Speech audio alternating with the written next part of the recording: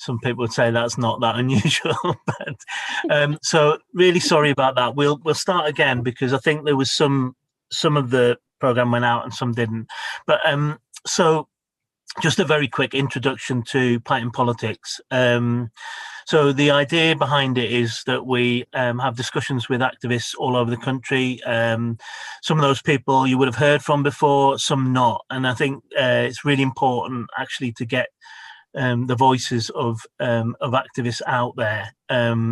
So what we do is we kind of pretend that we're down the pub and we have a pint or a cup of tea or a bottle of pop or whatever, and we chat as if we were talking politics down the pub. And now and again, we like to talk about history. We did one on Orgreave, for instance, which was great. And tonight we're going to talk about some very recent history. So we're going to talk about the Jeremy Corbyn campaign of 2015, the first leadership campaign. And you know, I was sort of heavily involved in that, worked on Jeremy Corbyn's social media, and it was very much a collective effort, and you really felt that, you know, during the campaign. There were thousands of people involved, but one of the things that I think is really important is that each one of those thousands of people were an individual who put their heart and soul into it. And Margaret Mead once said that never doubt that a small group of thoughtful, committed citizens can change the world. Indeed, it's the only thing that ever has. And I think that's you know, quite an important concept in terms of kind of agency and what people can achieve. And I think it's also good to remember that, you know, although we're collectives, we're also made up of individuals and what they can achieve if they put their mind to it and their collective organisation. So tonight we've got three such individuals who have contributed or chronicled the events of that Corbyn campaign. First, we have Shelly Ryan. Hi, Shelly. Sorry about the false start. No worries. So you were one of the small group of people that could be said to have started it off in 2015 with the petition for an anti-austerity candidate in the Labour leadership election. It's also important to remember the amount of work that goes into publicising that, organising, rallying people and all of that. And you did a hell of a lot of that along with other people as well. And I'll let you tell the story of that, because you're the best person to talk about it. But it's also worth pointing out that Shelley has played a huge part in the Corbyn leadership, especially on Twitter. And you should follow her on Shelly Ryan 99, and she also writes an amazing blog called Turning the Tide, so have check that out. And she does also do the odd article for the Morning Star, always really well. So hi Shelley, I just wanted to kind of pick up on a little bit with you about the kind of individual versus the collective, because I know that you're not somebody that kind of seeks publicity, but it's kind of important, that, isn't it, that we recognize that, you know, people are individuals, and it's, you know, and it's also individuals that together kind of organized make a difference. Yeah, definitely. And, you know, a broad range of individuals as well, different type of people, different personalities. You know, everyone's got their things to bring to the table. So, you know, as I was saying to you earlier before everything went wrong, you know, I'm naturally quite a shy person, introverted. I'm not the sort of person that would speak at a rally, or would probably not speak at a rally. I did speak at a conference, so I can surprise myself. But, you know, generally sort of like to be at the back of the room rather than at the front. But, you know, social media has given people like me a chance to play a big role in activism, you know. So yes, you've got your, you know, real life campaigning, which is really important, but a lot of people who are very like quiet, shy, introverted, sort of lack confidence, would struggle with that aspect of activism.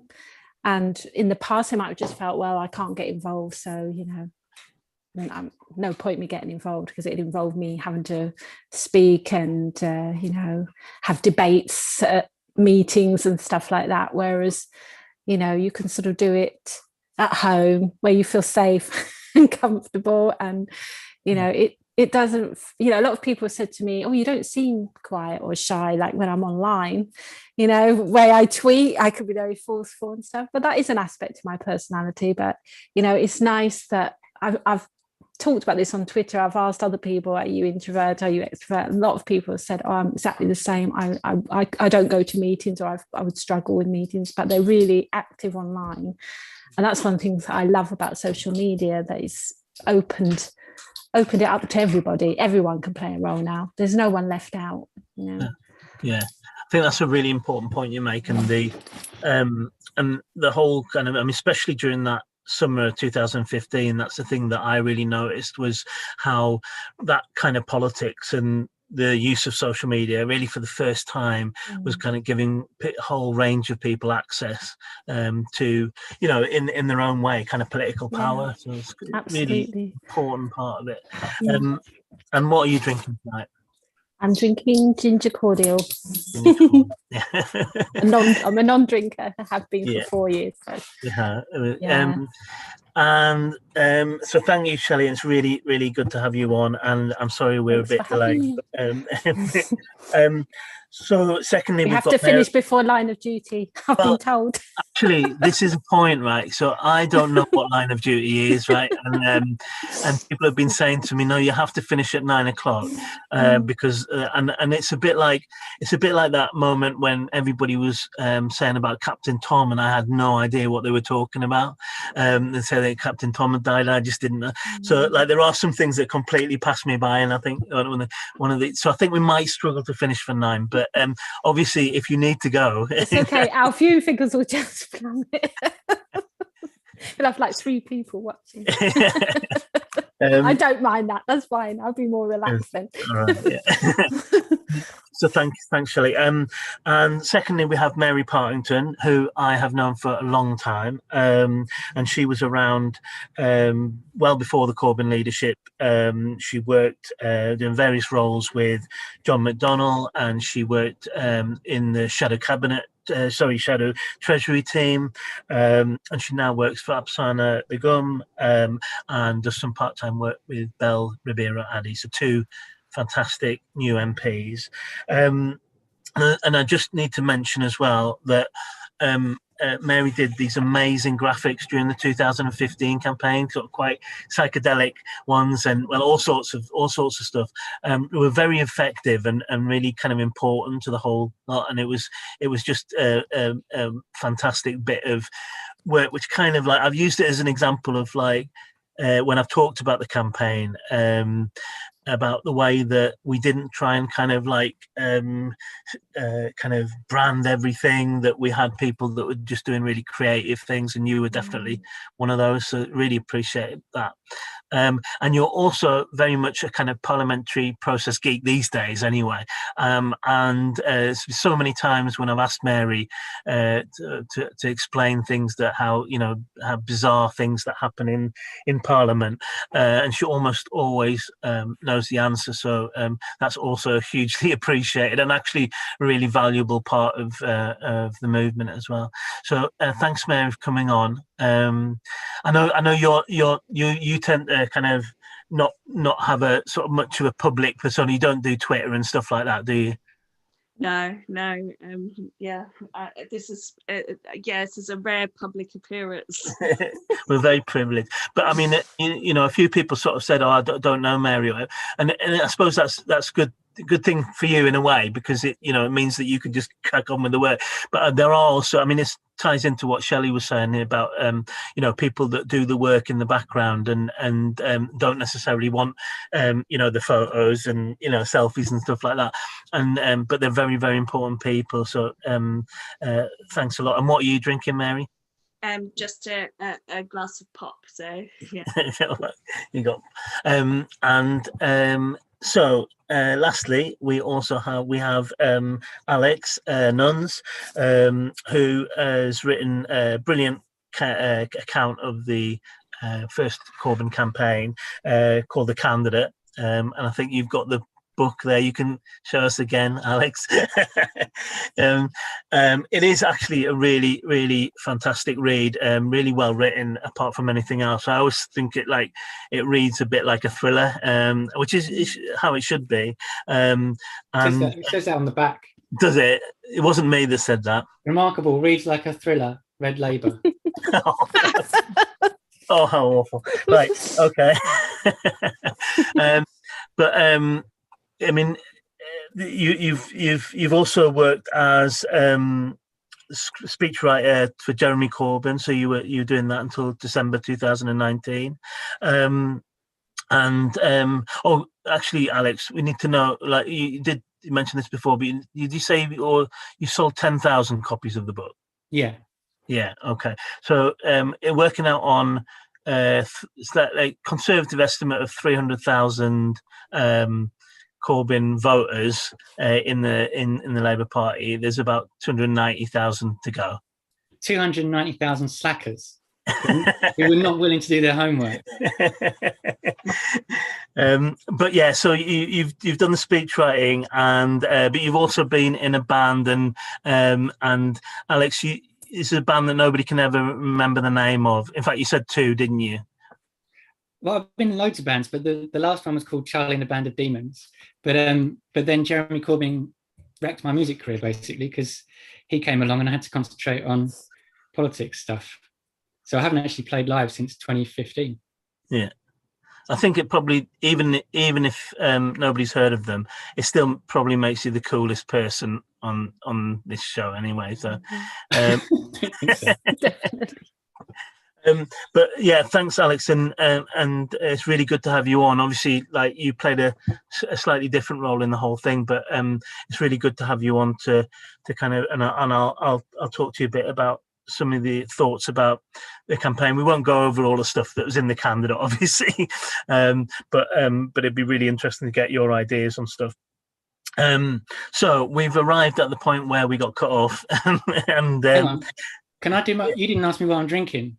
Oh, sorry. Right. Okay. What are you drinking? Well, I've got a drink which is kind of semi-legendary, right, because on the night of the general election in 2019, somebody who's actually a really nice guy got a whole load of beer made in the expectation of a general election victory, slightly, ambitious expectation. And then this had to be cleared out of Southside as soon as it was anything. Apparently, it's rumored that Seamus said we can't have that. But anyway, I got some of it, so here it is. Oh, fantastic! Corbynista Victory Ale.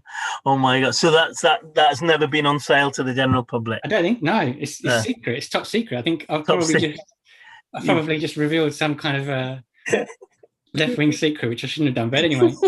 Actually gone off now, but it still tastes okay. So. What kind of beer is it? It's doesn't really say. I mean, it's just a kind of like an IPA-ish type, like they all are. Nice. It's nice though. It's actually really, really nice. Well, if it's playing in the general election, it would have been quite appropriate. Yeah. That would have been great.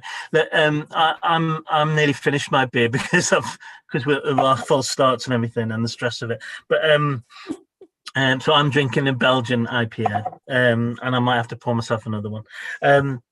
Okay, so as we're on a tight schedule because of a TV program, we should get started.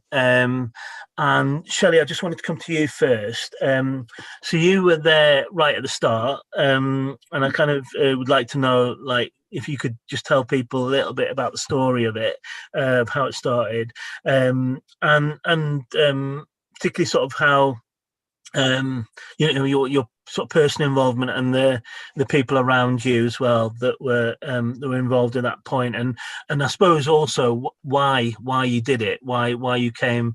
You've said before about being not from a non-political background, but not one of the Not kind of hacks like probably like me and Mary, Yeah. I just it'd be really interesting to know that. Yeah. Okay. Well, it started with us losing the election in 2015, and like everyone else, felt really flat and gutted about it.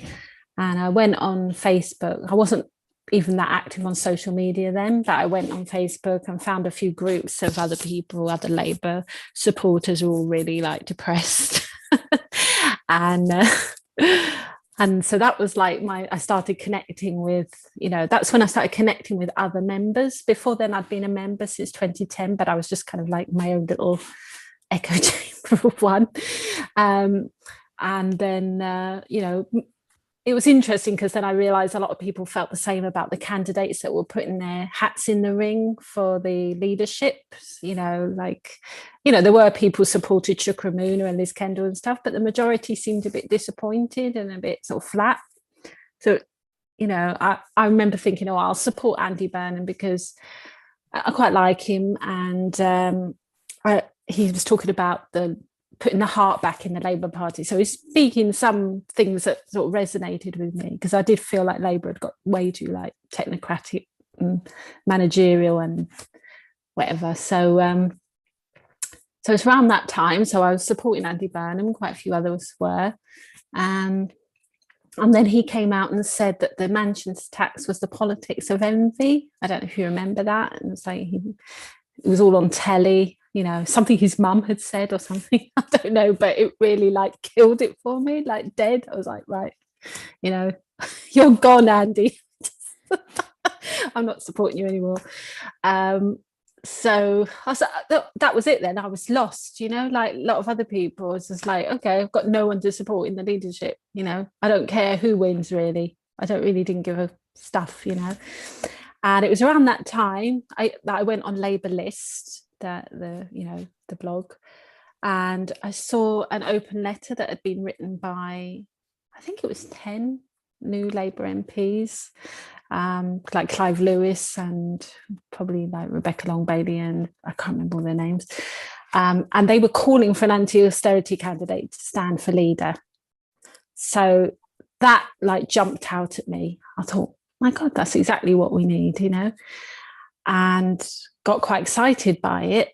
Went on these Facebook groups that I'd been connecting with people and shared it and said, look what these guys are doing.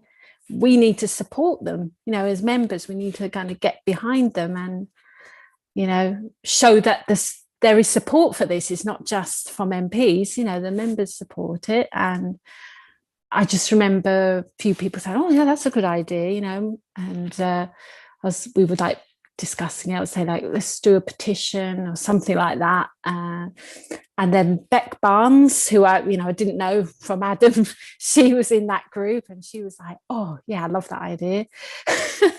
I'll write it, just right straight away. And then we kind of diverted off, me and Beck, into our own little messenger group where we were chatting, and she was sharing it with me. And then we got kind of really excited, and she knew about Red Labour, I didn't.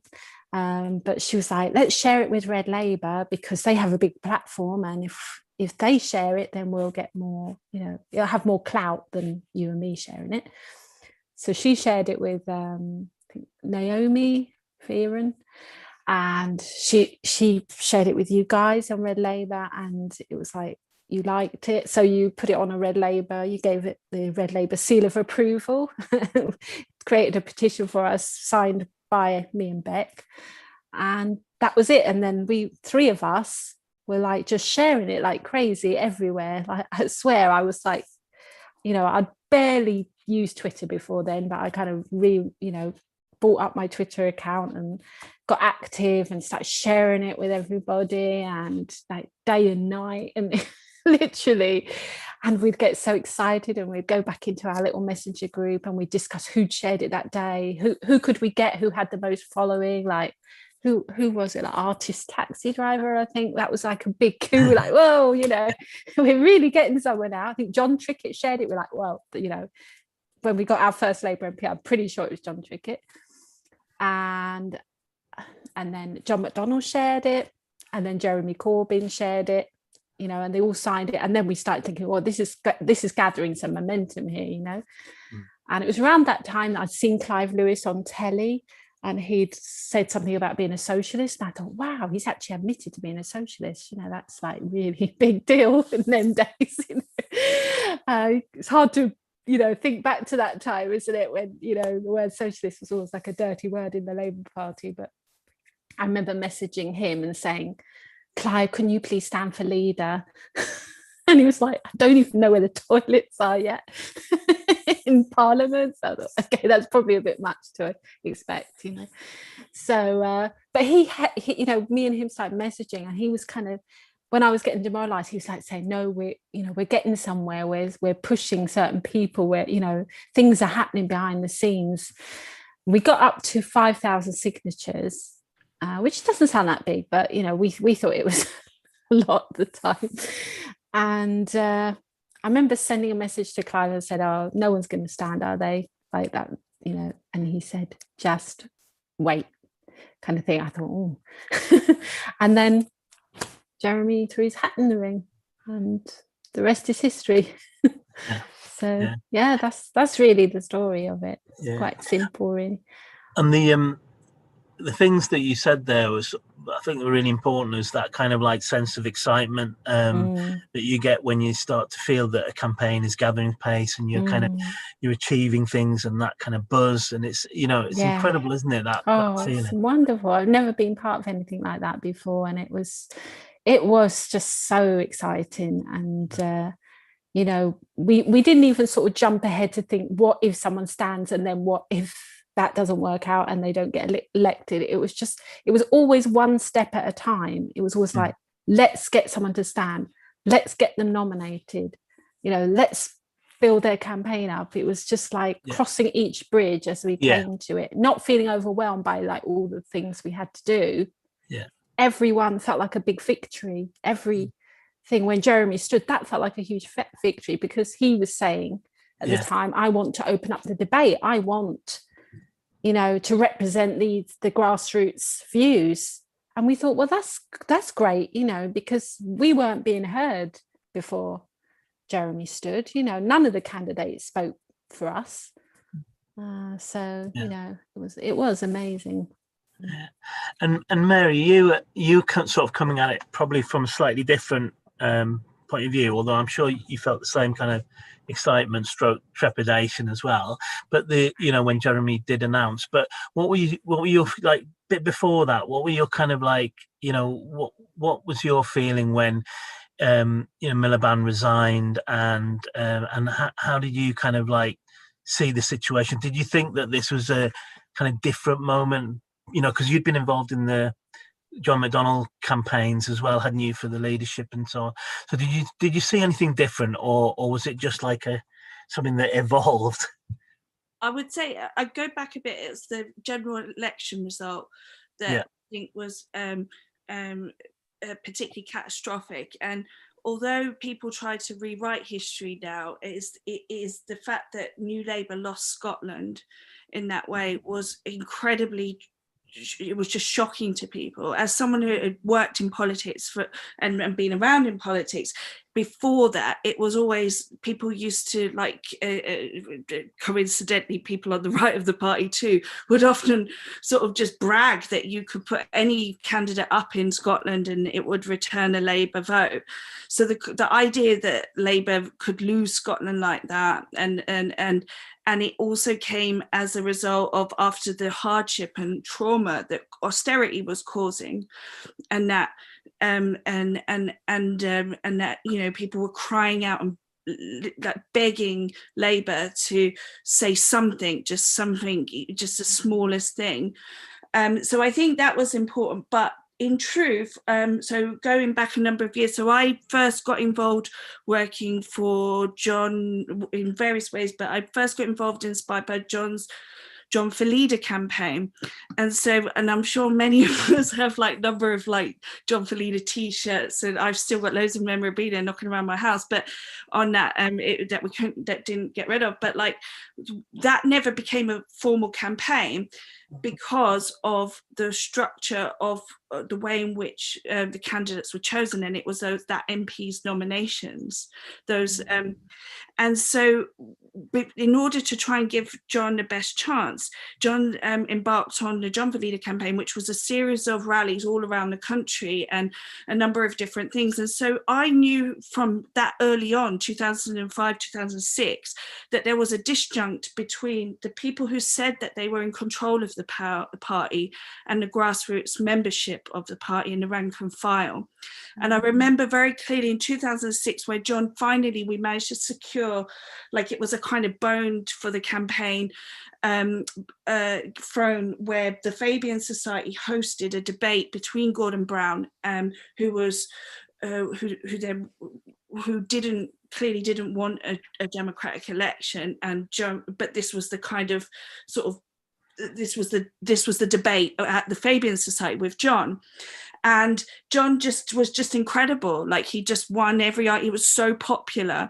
And from going around for unions and that, I already saw that our ideas were popular, and that the way in which New Labour held power from pretty much day one. They were never really that massive movement in the party, which people can't. It's a funny thing, but it was always about having control over the infrastructure and then closing the door behind you and locking it and making sure that no one could come through. So incidentally, that Fabian Society debate was also a real first. I really remember it in terms of the media, because I remember the media reporting on that, in that it had this soundbite from John, which he said something about, he opened trying to be setting a friendly, comradely tone, saying, this man Gordon Brown has the size of the brain of Mars. He has a brain as the size of Mars. He's so intelligent. And then the media soundbite from the whole debate, like that was just literally a tiny little intro to it. And then the rest of it was a debate about, basically everyone cheering every point John was making against the PFIs, against privatization. But the media only ever quoted that soundbite. And that always gave me that kind of understanding. So I think I always knew that from quite an early stage, that if ever there was a chance people could get on the ballot paper, and if an MP could get past that block, that they would. I never anticipated the overwhelming success of Jeremy. I don't think anyone did, but I always knew that was possible. What I didn't think was possible in 2015 was getting on the ballot paper. And let's be honest, it was quite hit and miss at times. Like, it was my breath. But what I would say is, so in that sense, I do think, though, that for a number of years there was an increasing adjunct between the people who said that they were who had the leadership positions in the party and the rank and file. And obviously that's clearly was recognised. That's why conference was the changes to the party structure to diminish the power of conference and the control of conference over policy. So the whole notion of the policy forums were created to cover up that fact, or as a way, because obviously New Labour's policies often were in direct contradiction to Labour Party policy as voted for. So I think that, and I think the reason I emphasise that is I think that's really important to understand what is happening now, and to understand that the tactics now shouldn't really be a shock, because I always expected that if the right wing of the party got back in control, I think the story really is how much that they have been limited on what they've been able to do, in total honesty, because although we're in despair, I understand that there's still a large proportion of the membership are far to the left of the leadership and want something different, and that's why there are these things in place, like as I see they were before, is that they can't win democratic idea, they can't win the political argument. And so when you can't win the political argument, so I'll be honest, I thought that they would always make sure that Jeremy Corbyn never got on the ballot paper, and I think that probably the right wing of the party have learnt their lesson and will do whatever they can to never let a socialist candidate on the ballot paper again, but that's going to be the challenge. there's a couple of things there that you said, particularly the kind of long historical kind of context of some of this. So the fact that when you mentioned the Labour Party members being left to the left of the leadership, and that had been building actually. And I wonder sometimes whether we make the mistake of viewing the party just as the leadership. So during all that New Labour time, I know there were loads of socialists in the party that were just keeping their membership card like in their wallet or their back pocket, and then but not actually, kind of effectively kind of not being involved in the party at all. But there was always that kind of potential. I'm not saying that there were huge numbers at that point, but certainly like when Miliband came in and so that when we had the bedroom tax protests as well, there was a real kind of resistance amongst the ordinary Labour Party members to the Labour Party's policy on that, and it pushed and pushed and pushed, and we had rallies all over the country. And they were very much focused on kind of pushing the Labour Party to oppose the bedroom tax properly. So there were little signs. You're absolutely right that there was signs all along. It doesn't just kind of happen by magic, And I think it's a really important point that.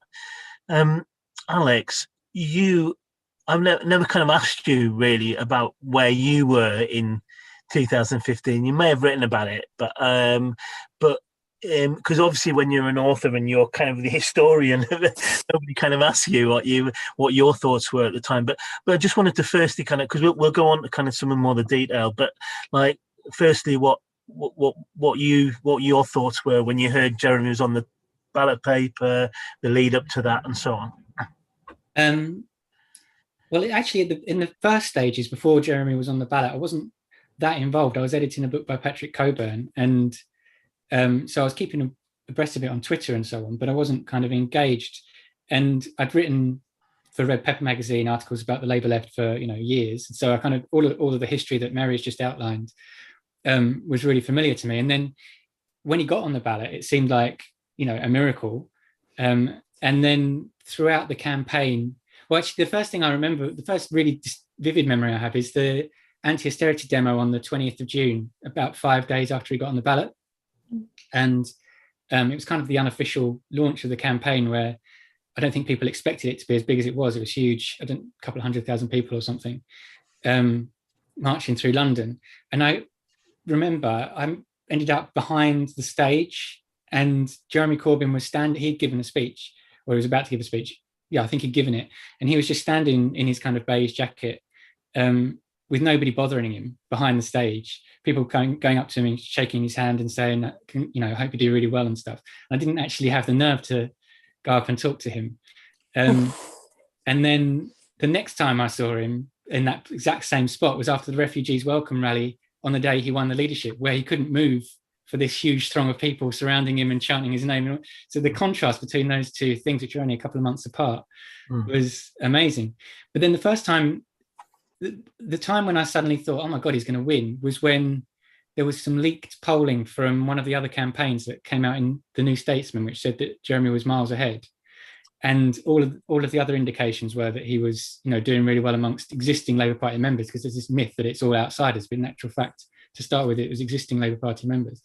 And that's when I thought he's actually going to win, because the momentum was so completely in one direction. And those, like Mary, I thought they'll do something to stop this. They'll have to, they did try to actually, we know now from the leaked report, amongst other things, that people in Southside were talking about literally just stopping the contest.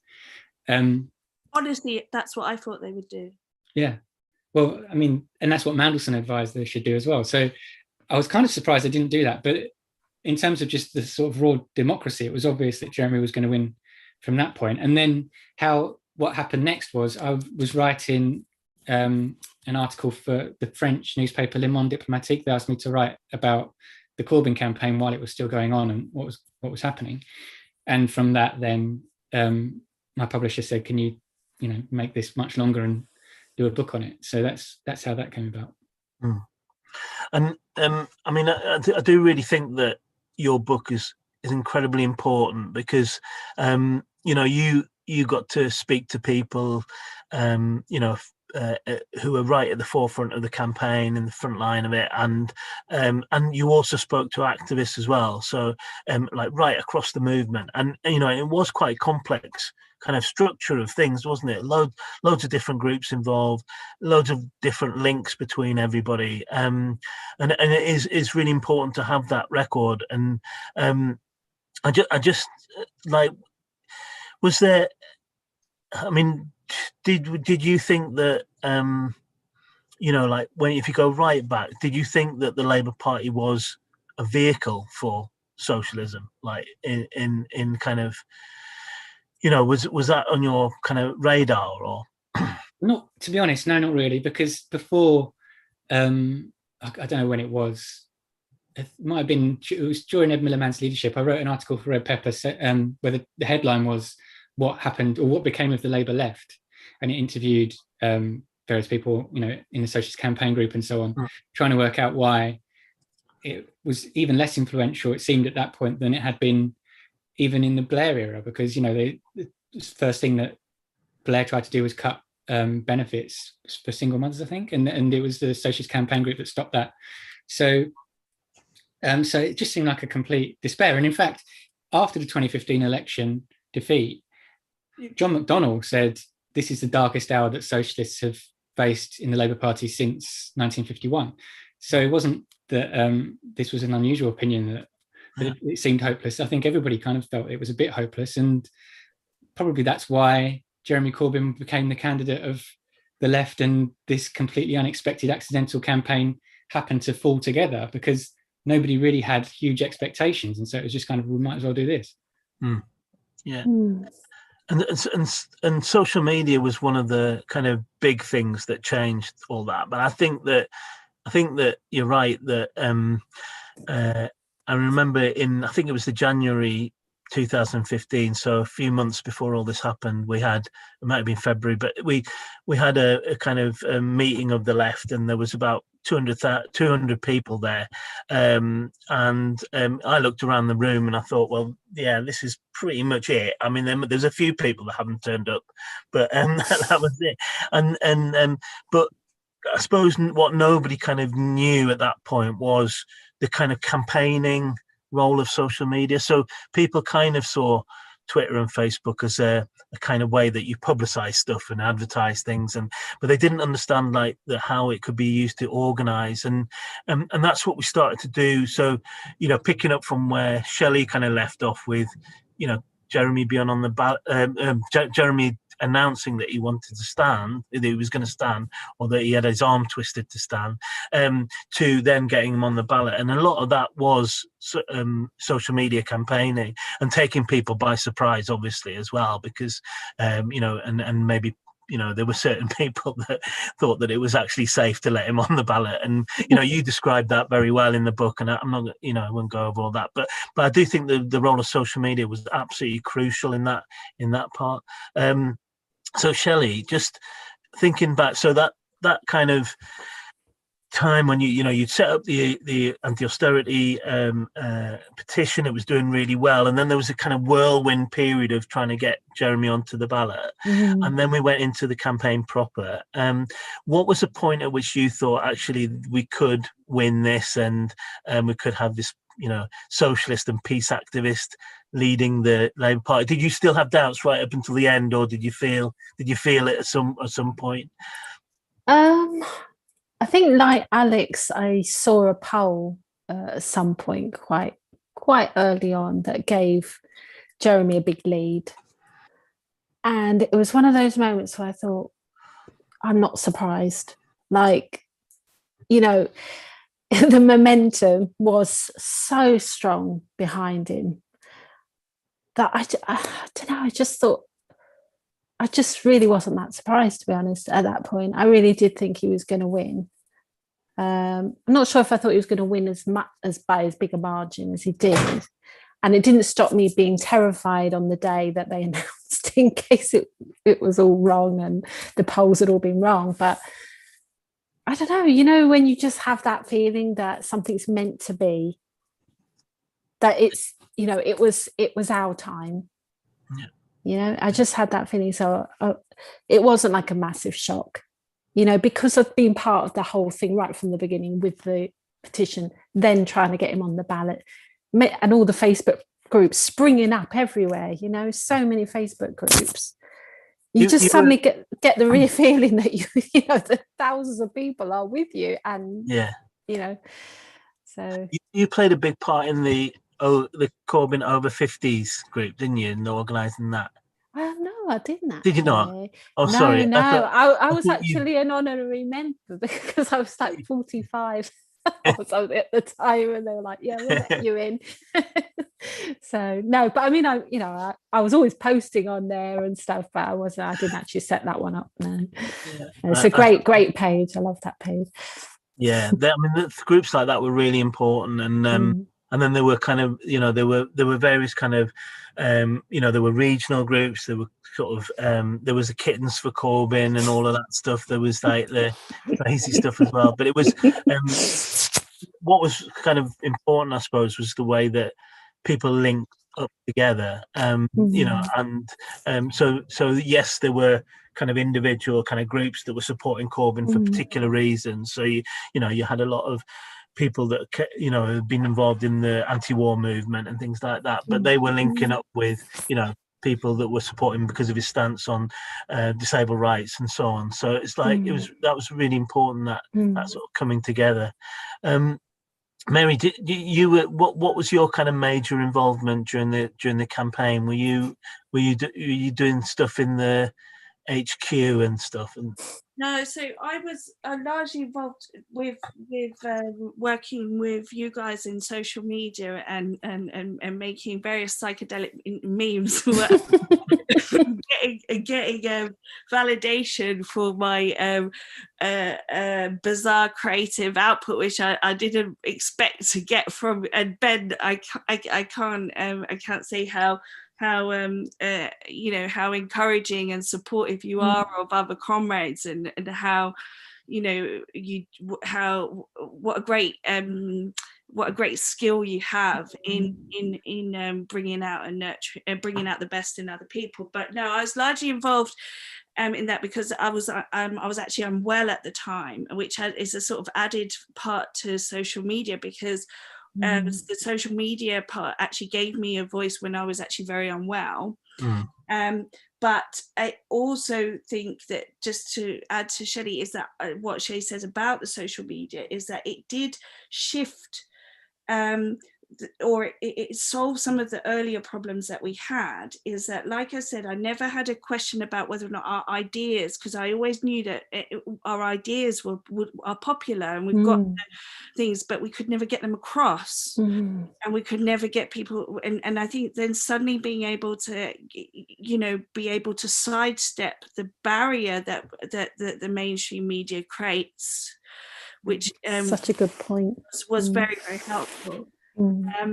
But yeah, and I think that creating those, and all of a sudden having as a result, this guy Jeremy Corbyn, who people underestimated, suddenly became someone where people were queuing up like they were going to see a pop concert. Like, we've never seen people do that for political meetings. I've never in my lifetime. So I think that that kind of that a part of that momentum was created by finally being able to manage to get the message. And so the work that Shelley started and the ball that you roll was so critical in doing that, in getting that across. Yeah, and we just to, you know, like to talk a little bit about the kind of, I mean, I suppose people will call it branding now, but it's not. It wasn't about that really, but it was about the type of campaign that we wanted to run, you know, and so it was about yes, people taking a lead, so people like Shelley and, you know, and the group around the Jeremy Corbyn for Leader Facebook page, you know, taking a lead, but then it was also about like people feeding into that, and that can be so easily lost, can't it? And we've kind of seen that in some ways in what's happened since, but the important thing was that kind of two-way creativity. And I think one of the things, like, because I think a bit like you, Mary, I'm like, I quite like my art, and like, you know, and you know, I mean, I'm not good at it at all. I mean, I did A level art, but like the but I like the idea that people are just chucking like ideas into the melting pot, and for the Corbyn campaign to look, and it was grassroots, and for it to look grassroots, because that was kind of like a symbol of what it was about. And so there was always this kind of pressure, I think, from other people that maybe didn't understand any of that, to say, no, but we need a branding, we need you know, we need you know, like a type of like look that just goes throughout the whole campaign. And funnily enough, Andy Burnham did do that. He did have like a very kind of slick look and everything, and it just completely died away, didn't it? So some of that was quite conscious, wasn't it, Mary? Yeah, I think that I think that all the way through, one of the things that that we all learned was that we'd all been told that there was this like really strict set of rules about how you did politics, in that you had to do a certain set of things, look as bland as possible, go to the centre, say as little as possible, and that you had to be, you know, like you had to be a young, glamorous, you know, looking, you know, or in a suit. And, you know, we'd all seen how the delegates at Labour Party had started to wear business suits and this kind of culture. So we'd all seen that. And like, actually what Jeremy did is that he showed that none of that actually really matters. It's the politics and the ideas and the movement around you. And I always like that. I don't know who actually coined this, but not a man, but a movement. I don't know who actually coined that, but I loved whoever did. I loved that, because I think that was definitely true. And I think that there was this moment, like quite early on in 2015, where I was like, this is something so special happening, and that is something so exciting, and so and it's something that I will fight with all my heart for. And I just and that was quite early on, and that I'm realizing that it was just the creativity and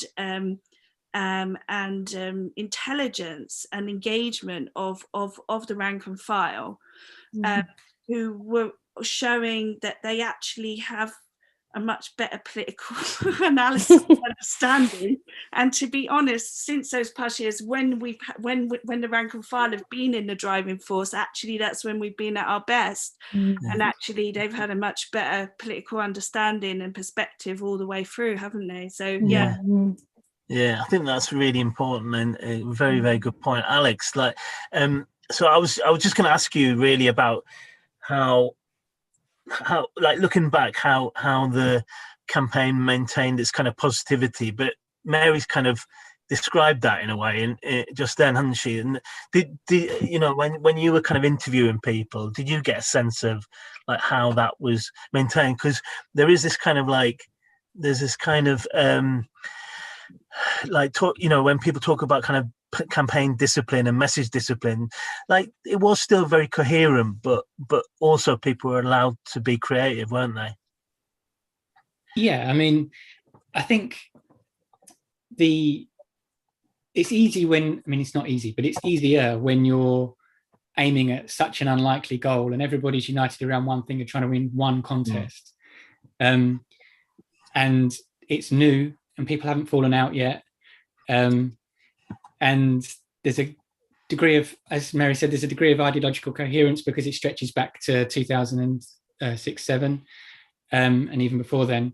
And so it was definitely enough where it didn't need kind of top-down discipline to hold it together at that point. Obviously, in a leadership campaign, everything's focused on the candidate because, you know, there's one person who's aiming to get this job and everybody has to vote for them. And that was enough to unify the whole thing, basically. And it's interesting what Mary said about it's a movement, not a man, because that's basically the premise of my book, that it was a movement, not a man. But then we subsequently found out that actually the man was pretty important as well, because you saw after he was effectively the only person, Jeremy Corbyn was the only person who could hold that coalition together. That coalition wasn't created by him, but once it existed, he held it together, his presence. And then after 2019 election defeat, we saw that the whole thing kind of fell apart. fragmented a lot. And then I think we're still trying to work out how to come to terms with that and how to move forwards. So it's an interesting question. And you talk about the participative, I said that word, it's a really difficult word to say, aspect of the 2015 campaign, which was, I think, completely crucial. And Mary's right that the most successful periods for the Corbyn project were when there was mass grassroots involvement. So not just the campaign in 2015, but then the vote on Syria, if you remember, just after he was elected, when probably the majority of the PLP wanted to bomb Syria because that's what they like to do. And Jeremy asked members to write in with their thoughts, and I think 70% of them were against the bombing. And in the end, only, 60 Labour MPs or something, it was a much smaller number than expected, voted for the bombing. And that was when members felt empowered, because obviously as soon as it became a parliamentary thing, then it feels more remote and you're not part of it, you're spectating, you're not participating. But that allowed people to participate. Then there was obviously the coup in 2016 when it was a huge, everybody then had to muck in again, and it became the same kind of spirit again. And that happened in 2017. And then what happened after 2017, when we had that much better general election result than anybody expected, was that all of politics became dominated by Brexit. All of the action was in these bizarre, incomprehensible parliamentary shenanigans involving amendments and, extended debates about supranational law and trading arrangements, which nobody normal would want to take part in. And that whole atmosphere of participation was kind of lost. And then you had a leadership which ended up being isolated in Parliament, and ultimately we lost in the general election. So the question of how you keep that going, that spirit of 2015, I think is something we don't know the answer to, or we failed to answer it anyway in the 2017 to 2019 period. And it's probably something we should work out how to recreate if we can, because I think that is the key to it. The key to it, the whole politics of the left is supposed to be about empowering people to do it for themselves. Yeah. And Shelley, if you sort of cast back to September then, so the Jeremy just won, whereabouts were you? Here. Yeah. At home, yeah, with my family. And what were your kind of like initial feelings, and like what were you was it like incredibly elation and like this feeling of hope and so on? Absolutely, both of those. Yeah, it like I said, I was nervous, even though the polling was showing that he was going to win, and I was pretty confident in my head, but physically I was just a nervous wreck, and just thought, what if it doesn't happen? And we'd all like put our hearts and souls into it for months by then, hadn't we? And we would just I remember sitting here on the sofa, my kids, like both sides, holding hands, head down. I couldn't even look at the screen. I don't know why. I have this thing. I do it during penalty shootouts as well. I hide. I pretend I'm not there. And and then they announced. They said Jeremy Corbyn, and we all jumped up. It was just like a football match. It was like scoring the winning goal. It was like everyone leapt in the air, punch in the air, hugging and singing, and it was just. It was amazing. I'll never forget it. I mean, my moment was ruined slightly, because first I had to get a tweet sent from the Jeremy Corbyn for Leader campaign account, and then also make a video. So when everybody was celebrating in the sanctuary pub, I was sitting there doing a video, but yeah, no, it was an amazing feeling. And I just wondered whether, like, just to pick up on what Alex said there about the kind of future, how we kind of build on it, because I think some of us were starting to think about that, weren't they? Like towards the end of the campaign, did you sort of think about like what the movement might look like, or did you sort of start to think about momentum before it was momentum, or was it just about like this kind of moment and getting over the line? Yeah, probably. you know, I never actually joined Momentum. Talking about Momentum, I never actually joined. I don't know why exactly. I always just had a slight reticence about it, and I could never really put my finger on why I felt that way. You know, I just kind of liked this big, broad movement that we were.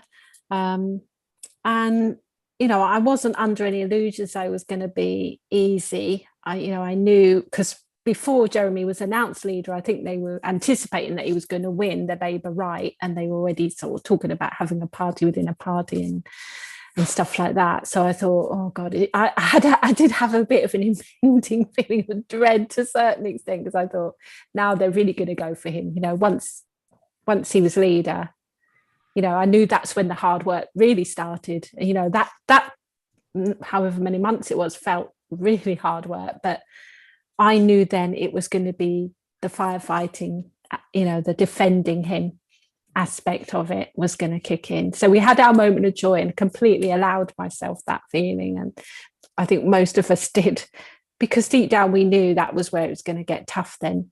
You know, it wasn't going to be fun and rallies and, you know, like it was during the campaign. It was going to be a hard slog. Yeah. But, you know, but I had the confidence by then, having seen the unity in the movement and the pragmatism of the movement, you know, that we would, you know, we could be really successful. And I really did think we could win a general election with Jeremy. So, I mean, we talked a lot about the excitement of all this, and, you know, it was really, you know, a fantastic few weeks of campaigning, and I think we all feel like that. But Mary, I you know, there was also kind of like little signs of things falling apart a little bit not long after you know, the leadership, Jeremy winning the leadership, and then maybe there was kind of like a loss of energy as well, like, because Alex is right, isn't he, that, you know, when you're really focused on a winning just one simple campaign and getting that and getting the vote out and all that, you can that's fairly straightforward. But then moving into kind of building a whole movement from below and all that, do you think that you know, what do you think we did lose some momentum in that, to coin a phrase, in that first few months, and you know, why do you think that was, if so? First few, I personally think that the story over the 5 years of how the energy and how we managed to how the energy actually was still there, and in so many ways is actually more of the unusual thing to me. If you think of all the obstacles in place, and if you think of how all of the pre-existing sort of rules of politics and all of that.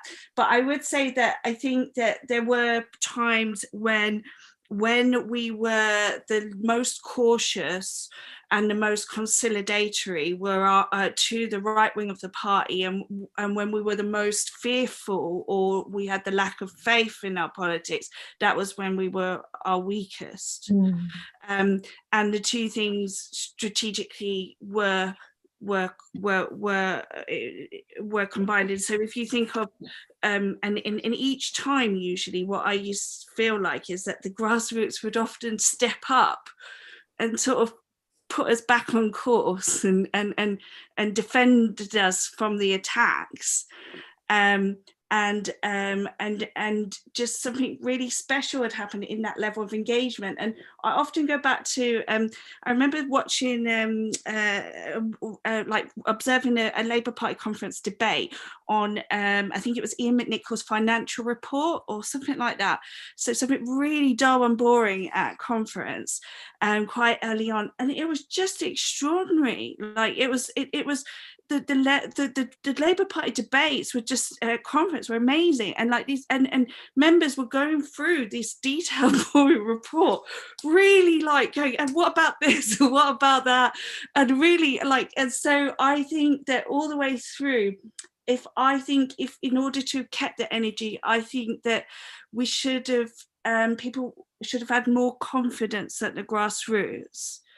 and the leadership should have maybe allowed, and I say the leadership not person about one person, I mean a sort of collective body of people, should have allowed the democratization of the party to fully happen. And that's, for me, the mistake. Like Alex, I think you're right in terms of talking about the dominance of Brexit causing many of the problems, but I think before then, I think them not properly democratizing selection processes, not properly democratizing policy making processes, and hesitate, like it's almost like everyone was ready, everyone was really wanting to do that, and it was held back sort of, and I never quite understood why, and why that happened, in total honesty, in very different ways, and I think that, so it was like slow, that there were sort of, it was allowing them the momentum, I know we can never use that word anymore, allowing the momentum to be halted or slowed was a part, and at times was a part of the problem. But I have to say that I just, like I say, the force of people pushing through that all the time was pretty inspiring and pretty incredible. And I would also just say that I think that it was when we talked about, so the thing about the 2017 election is just beforehand, is it's the policy program. It's like, Jeremy, it was coming through with the manifesto in 2017 and all the work around it beforehand was just, you know, we got the chance to talk about those policies that were really, really impressive. And in the beginning of 2017, just at the beginning, people may know, but Mary Robertson came in as head of economic policy in the leaders team, and she just drove through an incredibly progressive and impressive set of policies, working with the Shadow Treasury team, and it was just I think it was just it was having the chance. And I think the problem with the Brexit debate was also that it meant that we weren't talking about we weren't talking about other types of other issues anymore, and it made it really difficult to get through that. Yeah, Alex, Mary makes some really important points there about the. I think absolutely right to say that it was the grassroots that kind of kept building and kept pushing us and kept moving the project on when it hit buffers and barriers and so on. There's also kind of an issue around momentum's role as well, like in terms of kind of, particularly at the beginning, what kind of organization that would be. Would it be an outward facing, inward facing organization, or I suppose in some ways kind of that attempt to do both? What do you think about that? Mary's point about the grassroots kind of, and when the grassroots were kind of trusted, that was when it was most vibrant. The whole project as a whole was most vibrant, but also, like, was there ways in which we could have formalized that a bit more, via whether it was momentum or not, but like an organization of the Labour left? Yeah, I mean, momentum never really knew whether it was an organization that was trying to be like a social movement, reaching out, doing campaigns on rents or whatever, or an internal party faction. And in the end, it didn't really do the reaching out stuff very much, but except for, like, it was a good electoral machine for Labour, but it didn't really do the kind of community organising stuff. Obviously, Labour then created a community organising unit to do that stuff. But in the internal faction thing, I think there was always a little bit of reticence to be what our opponents accused us of. So the right was saying, oh, look, momentum want to deselect everybody, etc. And there was always a kind of, oh, no, we don't. In actual fact, they should have done. So they weren't ever really a fully effective internal faction in that sense, expressing the grassroots. And obviously there's lots of issues about momentum's internal democracy and so on, and all of that stuff. They were very effective in winning votes at conference and things. When Momentum did organise for specific things, you saw the kind of latent power that they had. But yeah, there was always this kind of identity thing about what they were supposed to be doing. And I suppose that goes into the issue of trust in the grassroots. So certainly, I think I agree with Mary that there were mistakes. For example, the open selection thing in 2018 conference. I think that we should have gone for open selection. I suppose the counter argument is the argument that other people might put is that, well, on Brexit, the majority of the party membership were definitely in favour of a second referendum, and most people probably now would accept that electorally that wasn't a good strategy in terms of losing all the seats in the so-called red wall. So how do you kind of overcome that? But then I think even then you can say, well, in the 2019 conference, actually the membership voted for the leadership's position on Brexit. So if they were engaged with, and if it was kind of said, look, this is why we're doing what we're doing, and will you back us? Then it's probably would have been possible to win people over to that. And so yeah, overall, I think I agree that that there wasn't that, or that trust in the grassroots was not kind of fully maintained for the whole period. And basically, I think there was a role for Momentum, and there was a role for Momentum to be a much harder internal faction, pushing our aims just the same as the right push their aims now. Look at what they're doing now. I mean, there's no shame from them. They're quite happy to go around purging people out of the party, overturning selections, outlawing candidates, and they don't have any shame. Obviously, it's much easier for them because they don't have the press coming down on them as if they're Stalin every time they do anything. But even so, within the party, we had the numbers to win most of those battles. So probably if we could all, I should think everybody thinks if they could do it again, there'd be a lot more, they'd have a more ruthless edge, if you like, within the party. That's clearly, one lesson. Was there anything else that you think that we should have learned from those 4 or 5 years, apart from stuff around kind of internal democracy and so on? Oh, well, there's loads of stuff that we'd have learned. I mean, if we get another chance, then we'll be starting from a much further forward position to begin with, because the left didn't have any experience of any of this stuff to start with. In terms of policy, look at all the masses of policy that Mary Robertson and others pushed out throughout that period. None of that existed before. Now there's a complete left-wing programme for government. In terms of the politics, we know we've learnt the lessons that you don't give an inch and you treat the other side as they would treat you. And so there's lots of things that we would do differently and that we'd learn for the next time. I think the trouble is, as I think Mary mentioned earlier, the right have learnt lessons as well, and the chances of them allowing another opportunity are pretty small. It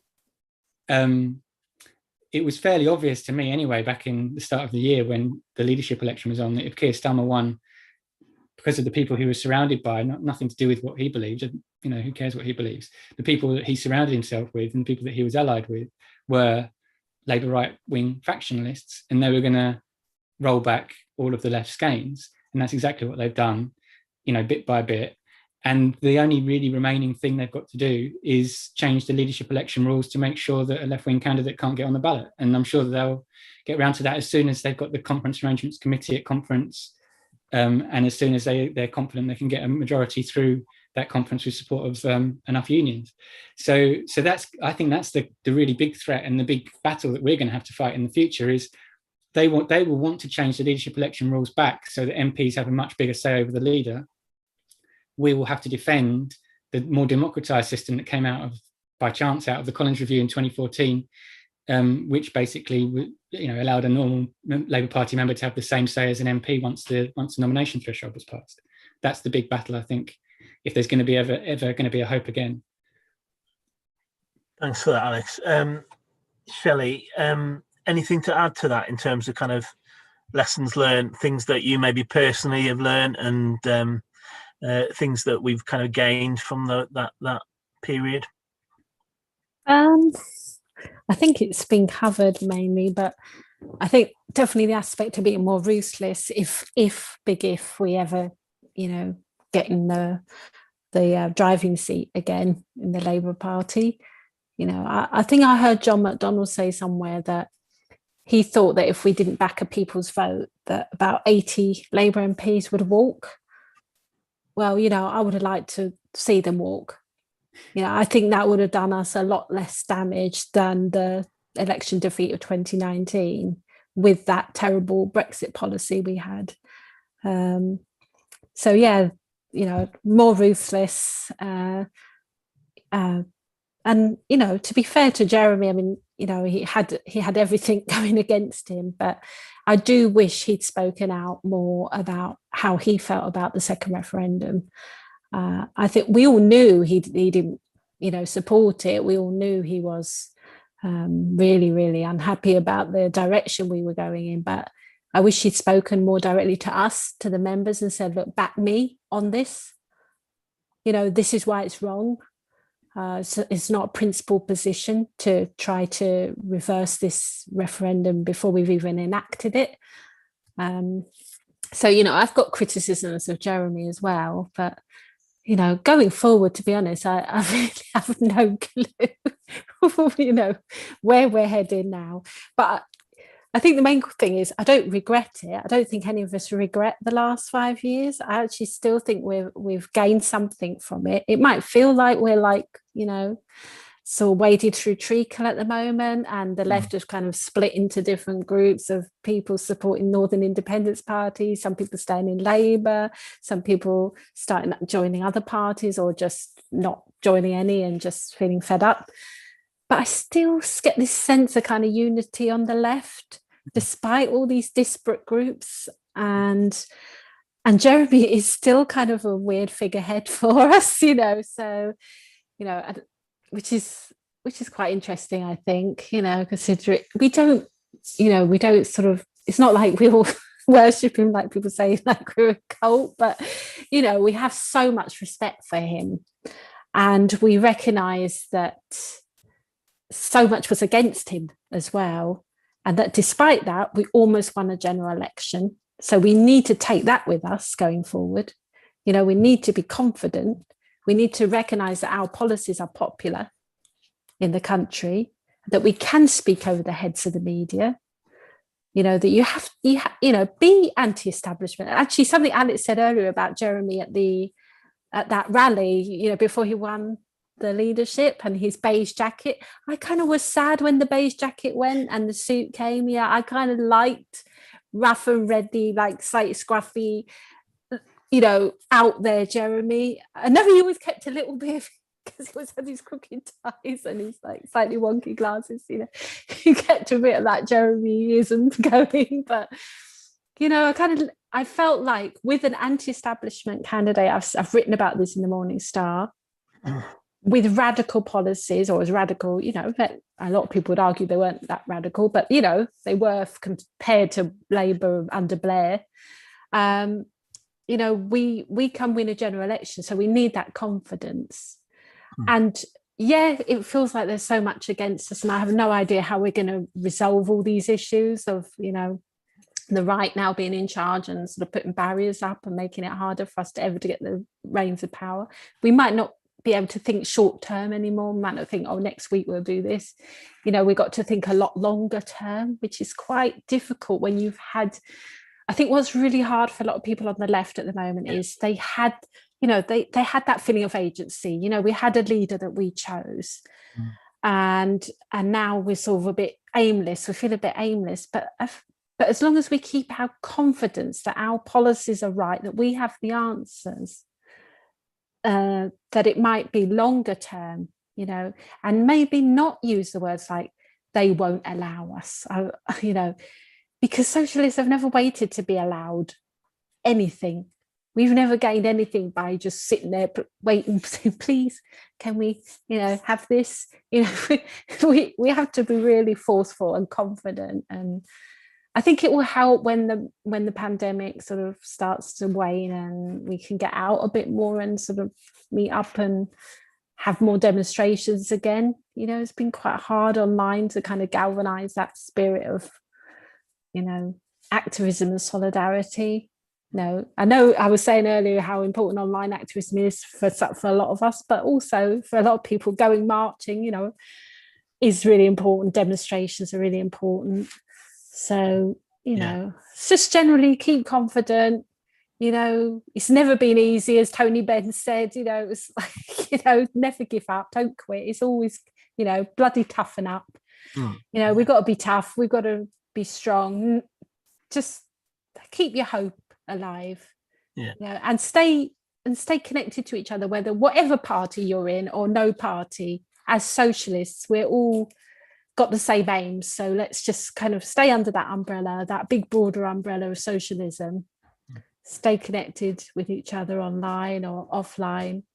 You know, eventually something will come. You know, society dictates that will happen. The way things are going, something's going to crack with capitalism, and I just do believe our time will come. I still believe it. We were very close in 2017. In 2019, we had a terrible Brexit policy. So we, you know, make sure we don't learn the wrong lessons. We don't say, oh, we can't have a candidate that's going to be demonized. You know, we can't have a candidate that's radical because the press won't like them. Stuff that, you know. Be radical, be anti-establishment. Don't be scared of the press, you know, and also challenge smears more, you know. Don't just sort of keep apologizing all the time for everything. Just, you know, be like Jeremy about the Trident thing, you know, when he said he wouldn't push the button and they kept going on and on at him, didn't they? And you know, and he just stayed strong. And I think people respect that from the outside. They respect, non-political people respect that. They think, well, you know, they might think, oh, the media is saying, oh, he's terrible, he's not going to protect you, he won't push the nuclear button. But deep down, what's going through their heads is this man, he's saying what he believes, what he really feels. He really stands for something, you know. And I think already with Keir Starmer, the public just haven't got a clue what he stands for, you know. So, you know, just have confidence, believe in ourselves. It will happen. I believe that. Thanks very much, Shelley. That's really fantastic and really important message, I think, as well. Mary, do you have anything to add in terms of, you know, just in terms of kind of quick lessons about, you know, what might happen next? Yeah, I feel a similar kind of hopeful thing. I think it's really important to understand how quickly things can happen and how quickly things can change, and to remember that the last 5 years doesn't show it as what didn't happen, it shows us what was possible. And it was a number of things, it was just impossible were all the things that we went through and showed actually it's possible. And I think that we're in a much better position now than we were in 2015.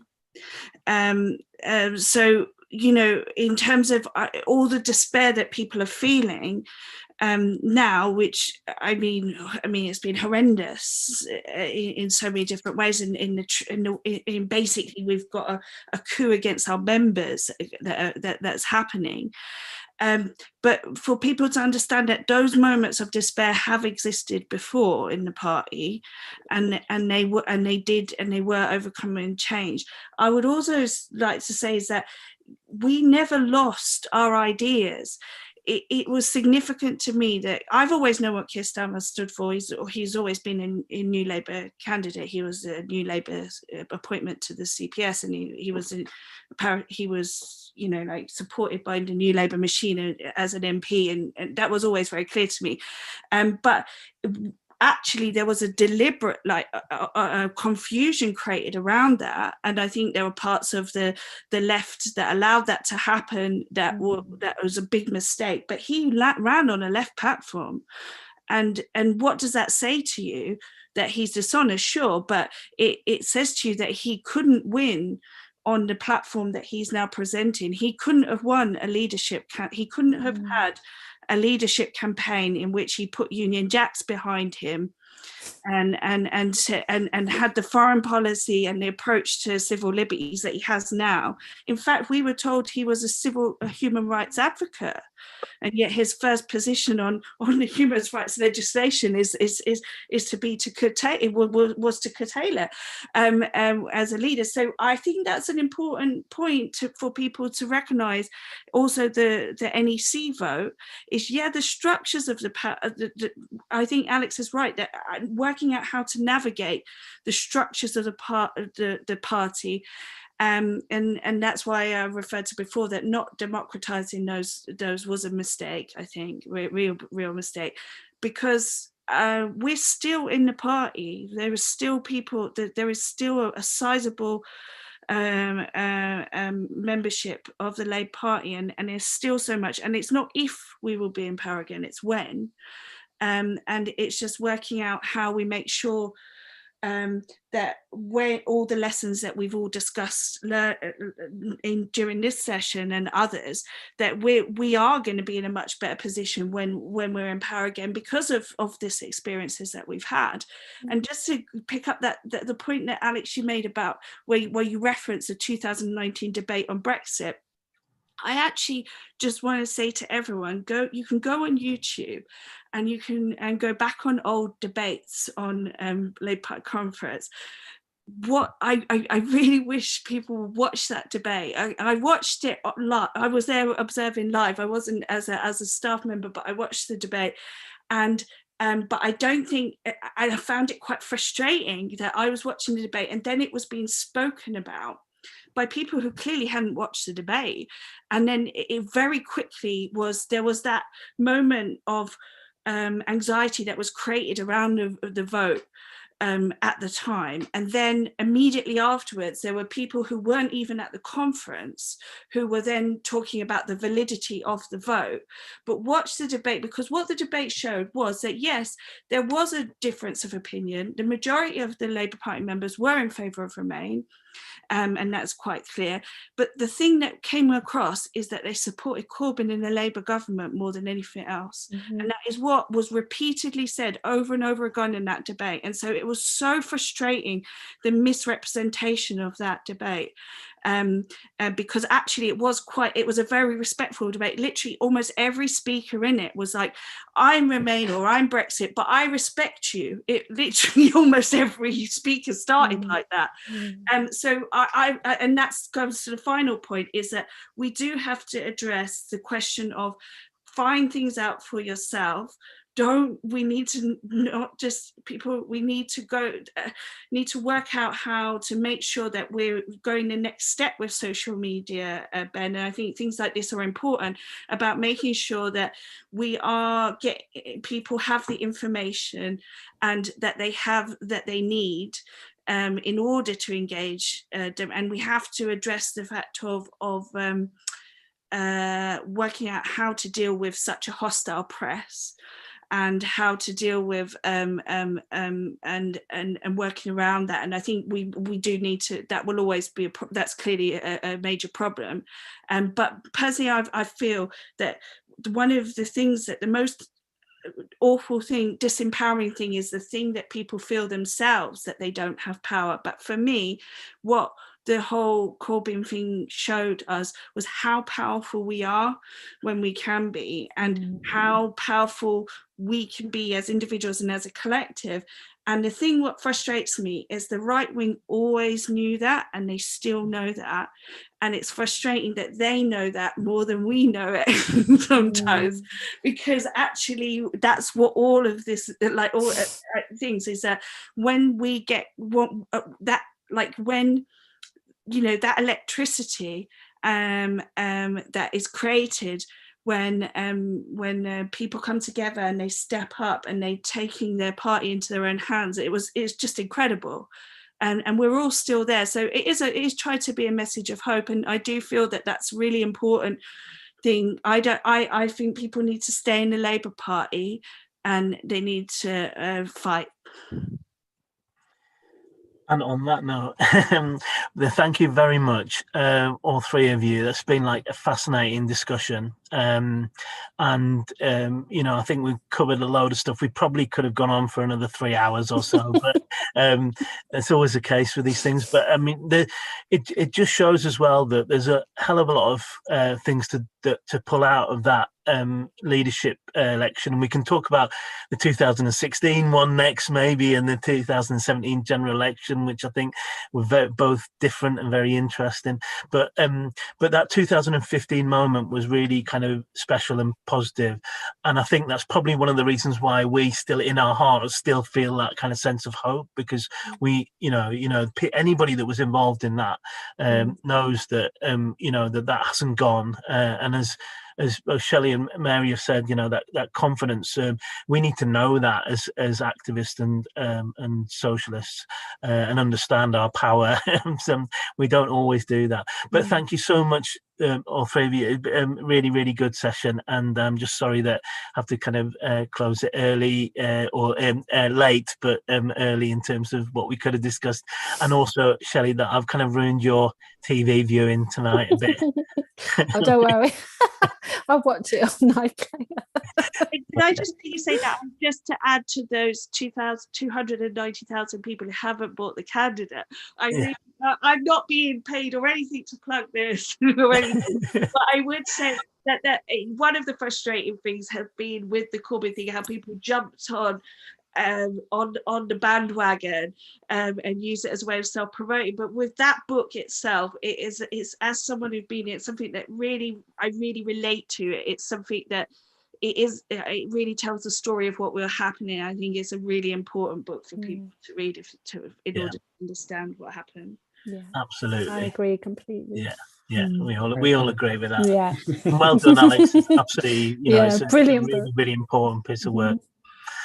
Okay, thank you very much. I'm going to close the pub, but thank you so much for being with me today.